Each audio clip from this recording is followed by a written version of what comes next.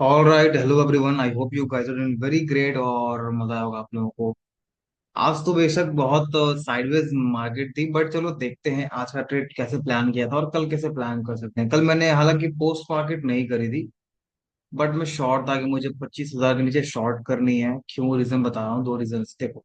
जब भी ऐसे बैक टू बैक गैप्स होते हैं ना और ये बैक टू बैक कैंडल्स निकलती है, एक मार्केट में डर सा होता है, क्योंकि मैंने बहुत बार देखा हुआ है इस मार्केट को गिरते हुए। ठीक है, मैं आपको ये दिखा रहा हूँ। एकदम से मार्केट निकलती है और फॉल कर देती है। यहाँ पर देखो, एकदम से मार्केट निकलती है, सारी गैप्स पेंडिंग थी, अचानक से मार्केट गिर जाती है गैप्स को फिल करने के लिए। ठीक है। तो मैंने बहुत बार ऐसा देखा हुआ है। यहाँ पर देखो, ऐसे जब भी गैप क्रिएट हो जाते हैं, मार्केट गैप फिल कर देती है, तो ऐसा बहुत बार मैंने पर्सनली देखा हुआ है। अब ये मेरा पर्सनल एक्सपीरियंस है। और मुझे शॉर्ट क्यों करना चाहिए था, क्योंकि इम्पल्स के बाद करेक्शन पेंडिंग है और वो करेक्शन अगेन 500 पॉइंट्स की कम से कम बनेगी, जो पूरा गैप फिल करेगा। तो मैं इस मौके के इंतजार में हूँ। दूसरा, लेवल्स को बनाऊं तो शॉर्ट मारना चाहिए था। तो मैंने जस्ट एक क्वांटिटी आप कह सकते हो कि हीरो जीरो काइंड ऑफ कह सकते हो, ये फर्स्ट कैंडल देख के मैंने शॉर्ट कर दिया था।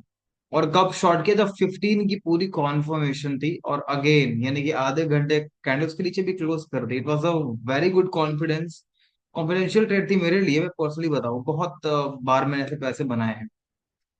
और ये मेरा पूरा का पूरा जीरो हो गया। मैंने बहुत छोटी क्वांटिटी ली थी और इतना कम का प्रीमियम था, डेल्टा बहुत अच्छी मूव हो रही थी, बट स्टिल ये जीरो हो गई। चलो कोई बात नहीं, बहुत लिमिटेड क्वांटिटी पे ट्रेड किया था। सेकेंड ट्रेड निफ्टी आईटी पे प्लान किया था। उनके स्टॉक्स, उसका स्टॉक है ये टीसीएस। अगर आप टीसीएस को ध्यान से देखोगे तो देखो, सेम सेटअप ट्रैपिंग के बेसिस पे मैं ट्रेड हमेशा ही करता हूँ। मेरा एक सेटअप फिक्स्ड है और जब भी ऐसे सेटअप बनते हैं, मैं अपना रिस्क रिवॉर्ड रेशियो पहले देखता हूँ। अगर रिस्क रिवॉर्ड रेशियो मेरा कंट्रोल में है तो मैं ट्रेड करूंगा। एचसीएल टेक भी सेटअप बन रही थी, बट था कहना कि इस पे रिस्क रिवॉर्ड रेशियो अच्छा नहीं बन रहा था। 0.50 का स्टॉप लॉस जा रहा था। इन्फोसिस पे भी सेम स्टॉप लॉस बहुत हैवी थी और इस पे ट्रैपिंग हुई भी नहीं थी। और ये देखो, इसको पर स्टॉप लॉस डालना पड़ता मेरे को। इसके अलावा मैं आपको दिखाऊं, टेकएम वगैरह पे देख लो। टेकएम पे तो प्रॉपर ट्रैपिंग भी हुई थी, बट हुआ क्या, रिस्क रिवॉर्ड रेशियो। सबसे इंपॉर्टेंट मेरा जो स्टॉप लॉस वगैरह है ना, वो कहाँ सेफ आ रहे हैं। ठीक है, तो स्टॉप लॉस वगैरह कहीं सेफ नहीं आ रहे।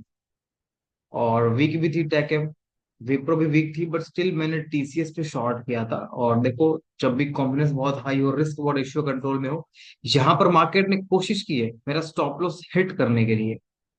और मुझे लगा कि चलो चली जाएगी, बट होता क्या है ना कि सिस्टम पे डाल के मैं इसको एज इज छोड़ देता हूँ कि चलो जाएगी तो जाएगी, डजेंट इवन मैटर। क्योंकि देखो, हम यहाँ ट्रेड करने के लिए बैठे, आउटपुट पे हमारा फोकस नहीं होता। अगर स्टॉप लॉस भी जाती है तो लिमिटेड होती है भाई, लेते हैं। और टारगेट भी होती है तो हम पूरा टारगेट भी लेते हैं। ठीक है। तो ये 1:1 से ज्यादा मिलता है, but still was a good day. Break even पे फिर से क्लोजिंग किया हमने। और अब नेक्स्ट क्या, भाई मैं निफ्टी पे बुलिश, बिल्कुल भी मन नहीं है जाने का।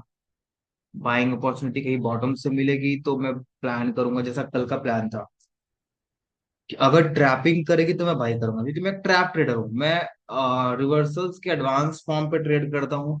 ऐसा नहीं कहीं भी मिल जाएगी। और देखो ध्यान से, मार्केट ऊपर जाके कंसोलिडेट कर रही है, डे रेंज के ब्रेकआउट बाहर करेगी तो मैं टारगेट ले सकता हूँ 250 पॉइंट का। ठीक है। अगर मान लो अब नीचे क्या है ना, बहुत सारे हडल्स हैं यार, यहाँ ब्रेकआउट करेगी तो नीचे बहुत सारे हडल्स हैं। बट कह भी सकते हो कि अगर नीचे का भी ट्रेड मिलेगा तो भी हम कर सकते हैं, क्योंकि डेटा न्यूट्रल है, बिल्कुल डेटा न्यूट्रल है। बुलिश जाना होगा, टाइप टू स्ट्रक्चर बनी हुई है। टाइप टू स्ट्रक्चर के बेसिस पे 15 मिनट की क्लोजिंग का वेट करूंगा, रिटेस्ट वगैरह भी देख लिया करूंगा। उसके अलावा मैं बात करूं तो मैं ट्रैपिंग भी देख लूंगा। अगर ट्रैपिंग मिलती है बॉटम से तो मैं जाना पसंद करूंगा। ये ईमे को पास बुला रही थी, यानी कि ये जो मैग्नेट है उसको ये पास बुला रही है। ट्रैप करेगी, मैं बाई करूंगा। अगर मुझे मौका मिलता है ऊपर से शॉर्ट करने का 200 के लेवल से या 150 के लेवल से, मैं दोनों ही जगह शॉर्ट मारूंगा। दोनों के दोनों जगह मैं शॉर्ट करना पसंद करूंगा। ये रहेगा मेरा पूरा एनालिसिस। 250 के लेवल पे जाए तो बहुत अच्छी बात है। इंट्राडे पे अगर रेजिस्टेंस बना के मार्केट ट्रैप देती है तो मैं फिर से बाई करूंगा, शॉर्ट करूंगा। क्यों, मैग्नेट बहुत नीचे, और मैग्नेट नीचे भाई तो मैं हमेशा उसी के फेवर में हूँ। और 15 पे भी देखो, बाइंग कैंडल बहुत कम मिल रही है मार्केट ने, अगेन सेलिंग कैंडल यहाँ भी दी है बैक टू बैक। तो ये इम्पल्स हो गया, पूरा करेक्शन लेके मार्केट नीचे आ सकती है, पोटेंशियल है मार्केट के पास। और प्रॉफिट बुकिंग भी हो सकती है। तो मेरा पूरा पूरा प्लान क्या है कि मैं शॉर्ट की तरफ ही जाऊं। बाइंग पे भी जा सकता हूँ, 250 का टारगेट मुझे मिल भी सकता है, बट ये ट्रैपिंग के बेसिस पे होनी चाहिए। It should be a proper logical trade, ठीक है। हफ्ते का देखो कैसा कल मार्केट क्लोज कर रही है, अ गुड बुलिश साइन। और ये इम्पल्स हो जाएगा तो पूरा करेक्शन पेंडिंग होगा, और वो करेक्शन 500 पॉइंट का फिर से मिल जाएगा, ठीक है। बैंक निफ्टी को देख लेते हैं। बैंक निफ्टी की भी एक्सपायरी अगले हफ्ते। ये देखो, ये बैंक निफ्टी भाई पूरी नेगेटिव हो रखी है, भाव ऊपर खोल के नीचे क्लोज किया है, it's a good sign of bearish. और भाई मैं निफ्टी पे अगर मिलती है तो I would go for short levels में यहाँ मार्क कर देता हूँ। और शॉर्ट जाना होगा तो कल के हाई और आज के क्लोजिंग के आसपास, ठीक है। और ऊपर से शॉर्ट करेंगे, नीचे टारगेट मैग्नेट का ले लेंगे। और ऊपर अगर मान लो 250 या 200 के लेवल पे इंट्राडे पे कहीं रिवर्सल वगैरह कुछ भी बनती है ऐसा, काइंड ऑफ ऐसा कह लो। मान लो 200 पे मार्केट ने रेजिस्टेंस क्रिएट किया पहले, सेकंड टाइम पे ट्रैप करती है, क्योंकि इस बार जो टारगेट मिलेगा ना बहुत लंबा टारगेट मिलेगा। और जितने भी स्टॉप लॉसेस जा रहे हैं मेरे, वो एक ट्रेड में सारा का सारा रिकवर हो जाएगा, तो न्यूट्रल है ही बहुत ज्यादा। ठीक है, उम्मीद करता हूँ आपको पोस्ट मार्केट एनालिसिस अच्छी लग रही होगी और हेल्पफुल हो रही होगी। And thank you so much for joining guys, and have a great day ahead.